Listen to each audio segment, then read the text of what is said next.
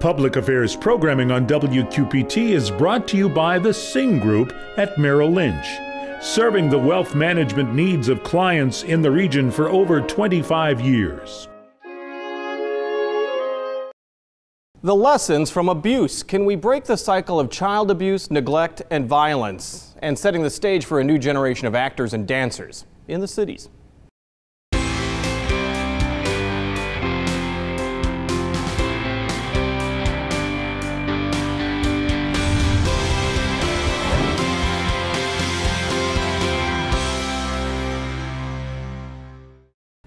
Trying to make improvements to a theater that changes lives in the cities. In a moment, what's being done at the Davenport Junior Theater that could impact generations to come. But first, the abuse of innocence. April is Child Abuse Prevention Month, a time for us to draw attention once again to a social illness that's 100% preventable. But as we're all too aware, it's not. Joining us tonight is Child Abuse Council Executive Director Mark Matthews and Director of Programs Michael Terry. Gentlemen, both of you, thank you for coming. Thank you for having us. As we said, it's 100% preventable, but as we know, it is so prevalent in society right now. Can you feel that you're making gains? Can you tell that somehow you're hitting a nerve and we're seeing a little less abuse in society towards our children? Gosh, that is such a tough question because yeah, the good news is 100% preventable, but the bad news is it's really hard to know what's really happening. We had over 1,500 cases reported in the Quad Cities last year, and that's a very disturbing number, but that's just what was reported. So there's a lot of cases that go unreported, and that's part of our frustration and why we spend time trying to raise awareness and talk about this difficult subject. And what always happens, Mark, is that perhaps because there is more awareness and more education, it does get reported more, and so maybe that statistic is misleading no matter what. Yeah, we hope that with more reports, we get out there, we can help more kids, more families. So not necessarily raising numbers is a bad thing. It's an opportunity for us to do our work. So, Michael, what is the point of a month dedicated to casting more light on this issue? I think in general, the benefit and the purpose of April as Child Abuse Prevention Month is to bring a spotlight for everyone within the community and within the state and the nation relative to the child abuse being a fundamental problem within society and our community.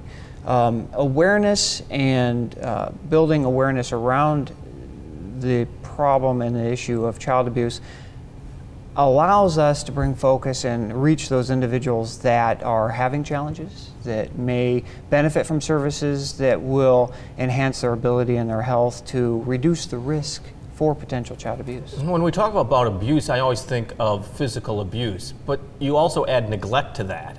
And that, in some ways, I don't want to say it's more insidious, but just as insidious in some ways. Well, neglect, unfortunately, is one of the types of abuse that occur, unfortunately, quite frequently. I would put on top of that the most frequent and the most common form of child abuse is actually the emotional abuse, because with regards to physical and neglect abuse, those types of dynamics are short-lived, but the emotional impact that can come from being physically abused or neglected can last a lifetime. And so it becomes very important to address those emotional components alongside of eliminating or reducing that risk for exposure or re-exposure for violence. And Mark, let's be honest, I mean, when it comes to that type of abuse, when it comes to the emotional or the neglect that's part of the abuse, I mean, that's almost the person acting out their own insecurities or their own anger towards their children or towards any child. Yeah, that's very difficult. Often we do work with the families to try to build the families. Usually it's not just one person's problem. It's a family problem that we need to help and support and get them the resources they need. So it's challenging, and that's one of the challenges we have. Is usually this abuse is happening 80% of the time in families. So it's hard to talk about. People don't want to get their parents in trouble. They don't want to get their spouses in trouble necessarily. So that's why it's so difficult to talk about as well. Well, and there's denial every step of the way, I'd assume, as well. Absolutely. And you got involved with the Child Abuse Council as a volunteer. I mean, you started off at the ground level, particularly aiming your focus towards fathers, and that program is still very active in the Quad Cities. Yeah, I got involved with the Child Abuse Council, volunteering for their Boot Camp for New Dads program, now the basic training for new dads, teaching a 3-hour course to new dads on what they can expect, just becoming a new father. So we worked with them on baby-proofing their house, how to change a diaper, how to burp a baby, feed a baby, things that a lot of new dads are nervous about, they're apprehensive about. So we could break down those walls and say, hey, this isn't so hard. And along the way, we offered them kind of a support system of other new dads to be with and help and ask questions to. So loved it so much, I stalked the Child Abuse Council website and applied for a job when they had it. So. Well, Michael, let's be honest. I mean, they always say you get a child and you don't get an owner's manual along with it, but there are programs that do almost equate to being an owner's manual. I mean, you can get help. Well, and I think that's a fundamental misnomer that's out there. Is I think everybody does actually have an owner's manual. You get your sense of how to raise your children based off of what your parents and how they raised you. So everybody does start with this basic understanding of how to parent.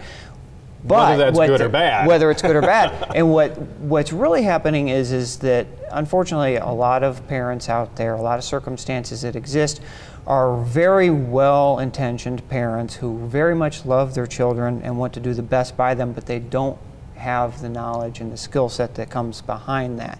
And a fundamental portion of our programming is targeted towards that, bringing forth those skills, that knowledge, that developmental awareness to provide some framework for these families to have some understanding as far as how better to engage their children and parent. Well, and that's what I wonder, is because when you hear of the Child Abuse Council, you wonder if people aren't a little afraid to walk in the door because you might be labeled as a child abuser, that you have to be there. And I'd assume that you're trying to find a way to be more welcoming because, as you said, the key role that you have is preventative. Well, and I think that that's a blessing and a curse with regards to the name of the agency. The name of the agency is, number one, such that it provides an awareness with regards to what we do, and it also is a conversation builder, if you will. It provides a real quick awareness as far as what we do and why we're involved with the work that we're involved with. But it can be something that is somewhat standoffish by families, where the name Child Abuse Council brings and elicits certain types of thoughts, and if you're walking into the building per se, you might have a certain hesitancy towards that. So it does come with a little bit of a blessing and curse. But we also want to make sure that individuals within the community understand that child abuse as an issue is A, again, 100% preventable, and B, is something that can be very well attended to by just bringing some additional awareness and skills to very well-intentioned families. Well, Mark, I wonder, how do you measure the effectiveness of what you're doing? I mean, statistics are one thing, but I mean, how do you know that you're really reaching out and making a difference?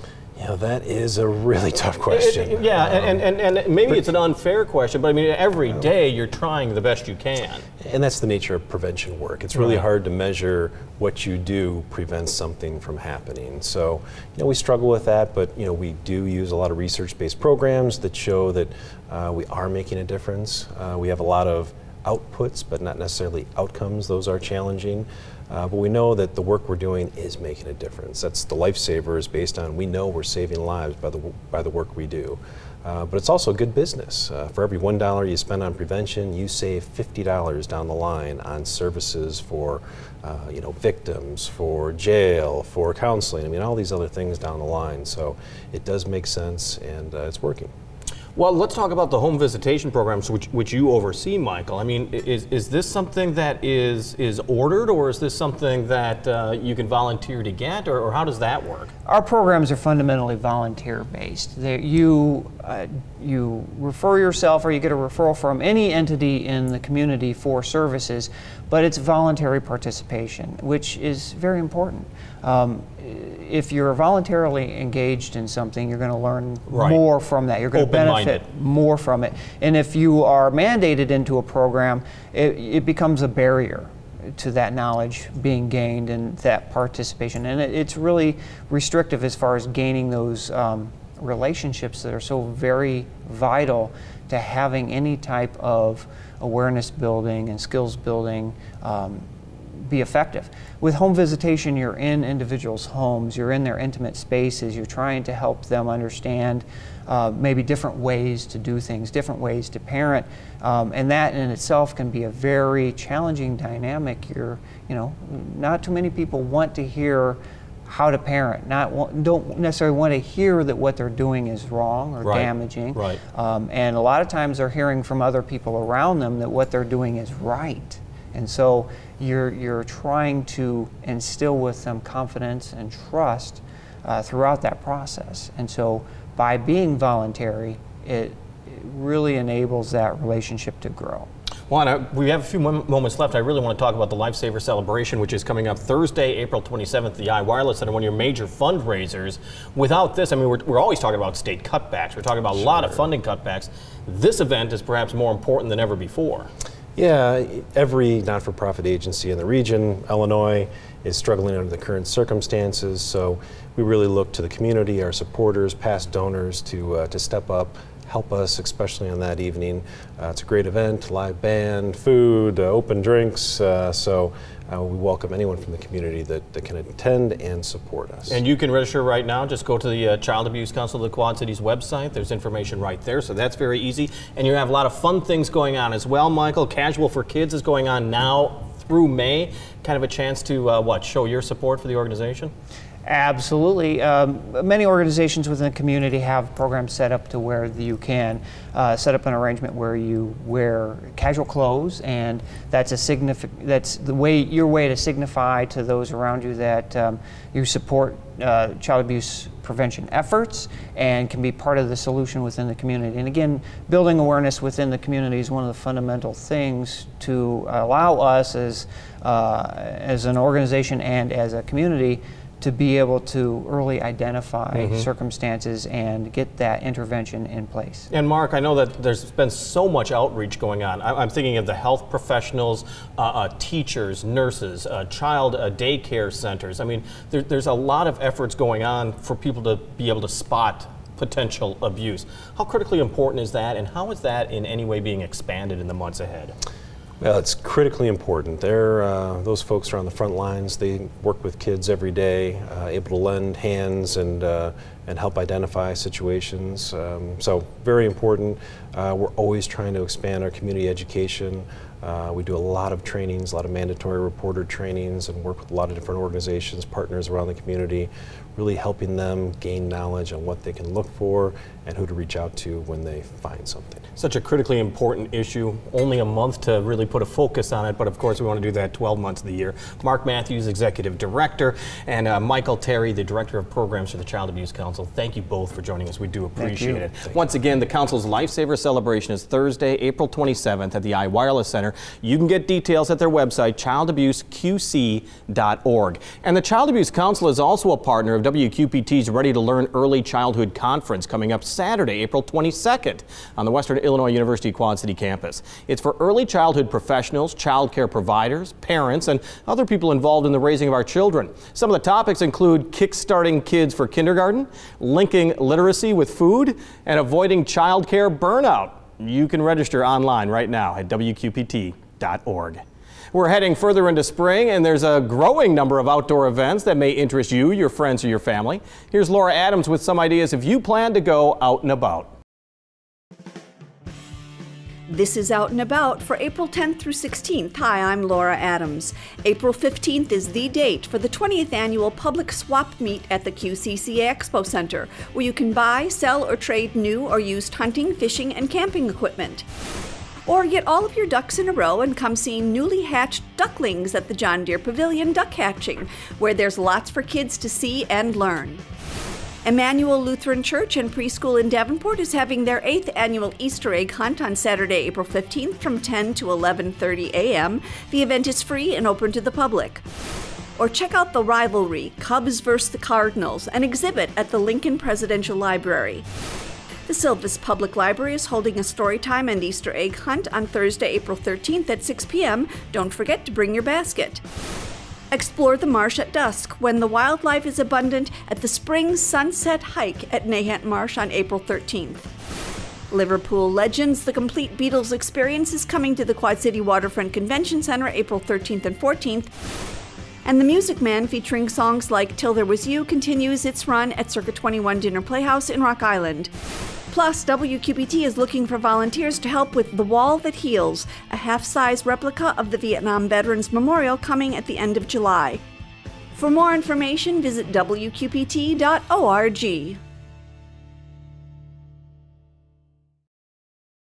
Thank you, Laura. Time now to actually feature a Quad City musician and some original work. Davenport musician Randy Leesman is a big part of the Quad City music scene. He plays bass for the Candy Makers, the Lowdown, and the Zach Harris Band, and tries to squeeze in solo performances as well. We caught up with him at the River Music Experience. So here's Randy Leesman with Honey Bunny.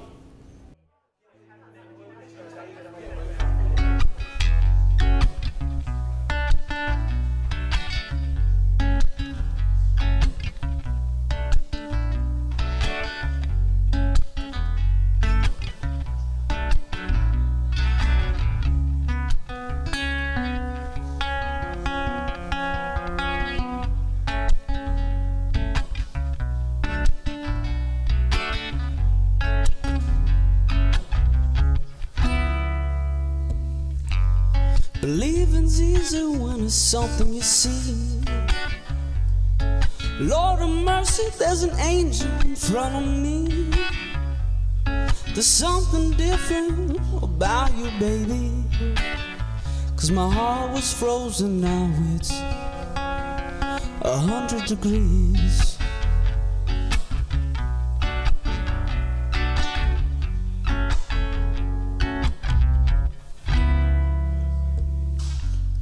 You took my heart and gave me something brand new. Got me wondering, baby, can this be true? I always heard the truth will set you free. You really show me that, my baby.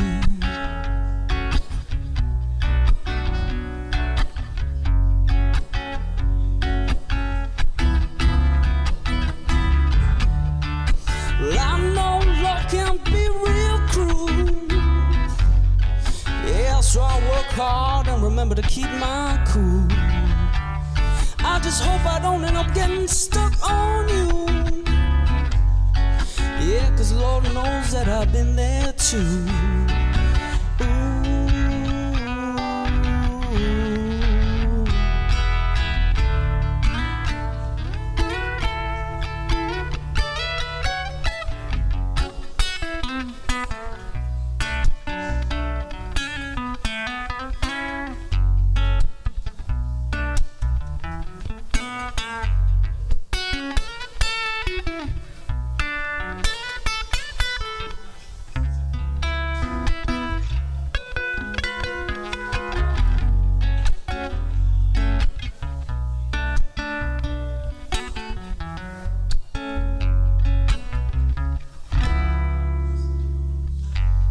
Escucha mi vida, yo quiero a ti. So tell me, baby, tell me sweetly that I'm your lover, ooh, I'm your man to be. Te quiero mucho, my honey bunny. Oh, my honey, yeah, yeah, yeah. Oh, you're gonna be my babe, honey, yeah. Oh,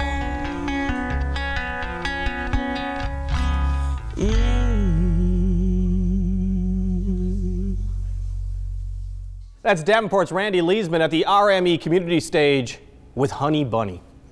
Parents are in that crucial moment of spring. What are you going to do with your kids during the summer break? And once again, the Davenport Junior Theater is offering classes and workshops, and it all comes as the theater tries to modernize the stage they call home. And joining us is the executive director of the Davenport Junior Theater, Daniel Sheridan. Always good to have you here. Yeah, it's always good to be here. We always drag you here right around this time of year because I want to talk about the workshops, but let's first talk about your efforts to have some restoration over at the Wittenmeyer Complex, a historic theater you love the place, but it needs some help. Yeah, I mean, the history of the building was actually built back in 1901. It was originally a church, but last time we renovated was 1981 when they converted it into a theater, and you know, we're sitting in the same lovely orange chairs since then, and there's a lot of repair that needs to be done. We've taken good care of it for 30 years, and the time's come to update it and make sure it'll be here for another 30 years. Well, I know you're going to hate it when I say this. $40,000 doesn't sound like that much for a theater restoration, but it is a lot of money, and you're a little more than halfway there, but you're running out of time. Yeah, it is. And, you know, part of the fundraising that we're doing is if we can raise $40,000 by the end of April, we actually access $100,000 of additional funding. That's huge. So it is huge for us. So the city of Davenport has pledged $70,000, the Scott County Regional Authority over another 30.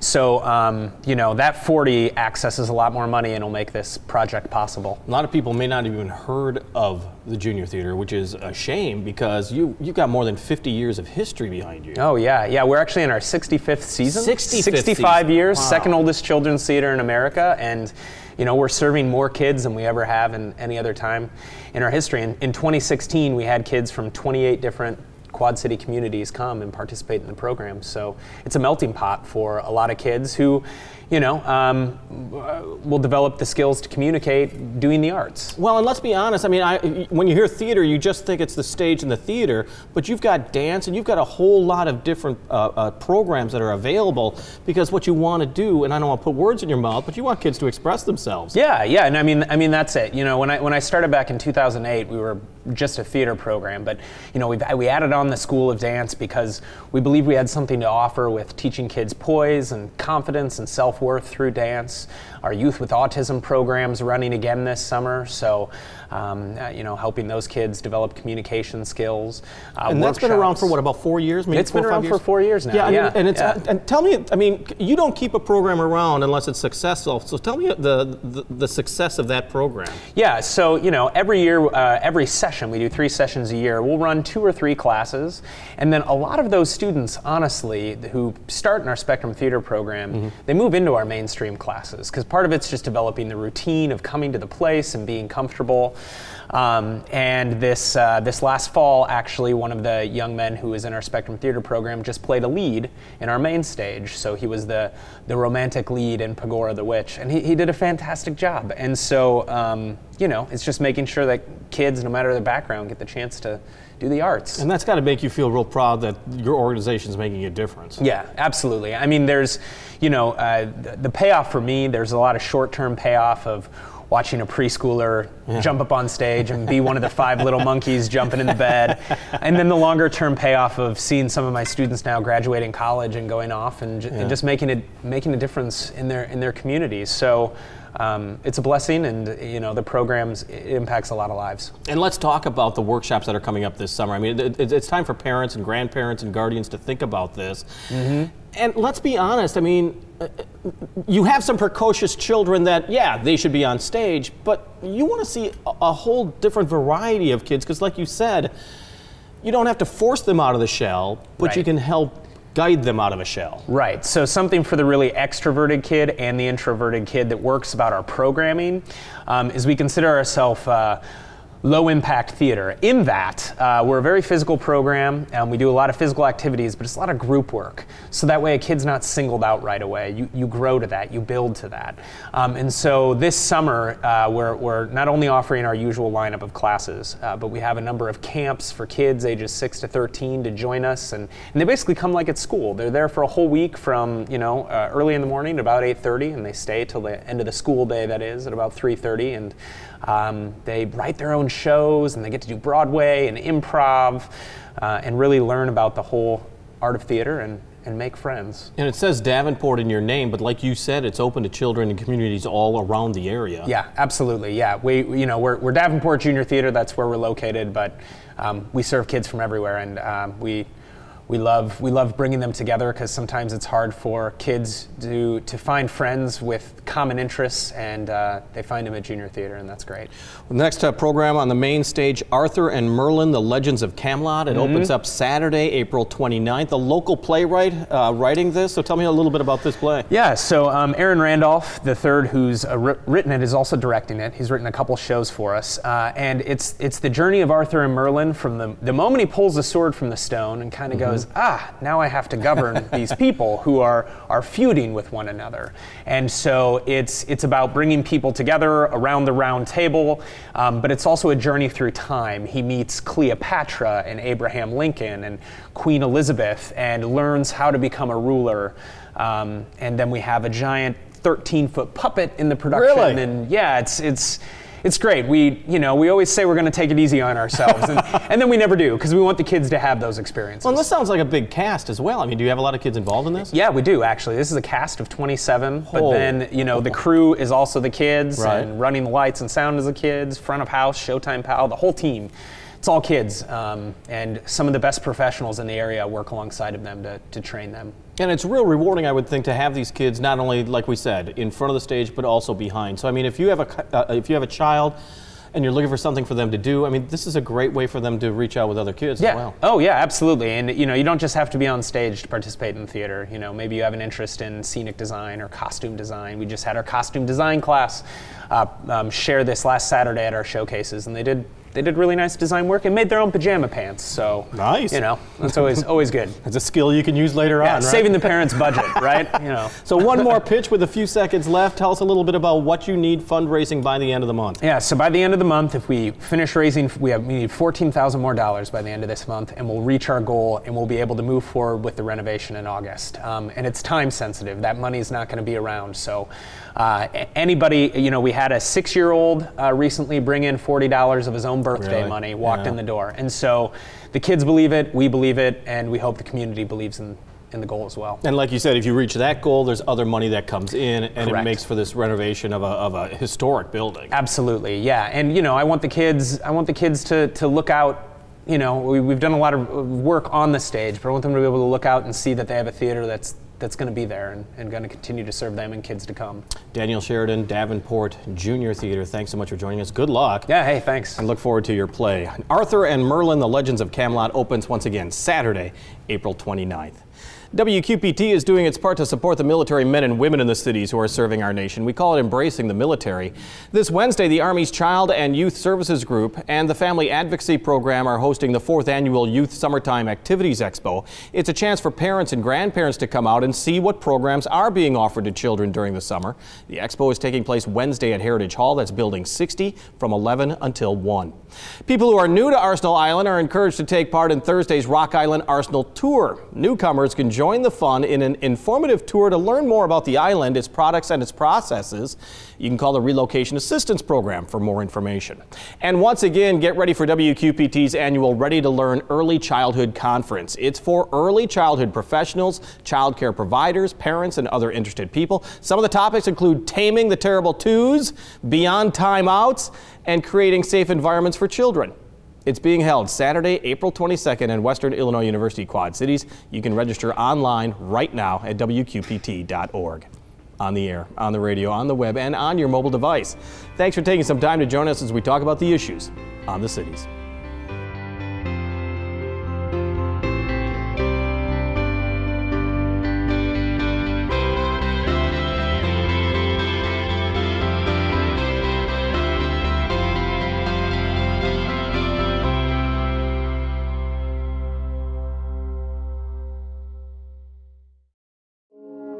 Public Affairs programming on WQPT is brought to you by the Sing Group at Merrill Lynch, serving the wealth management needs of clients in the region for over 25 years.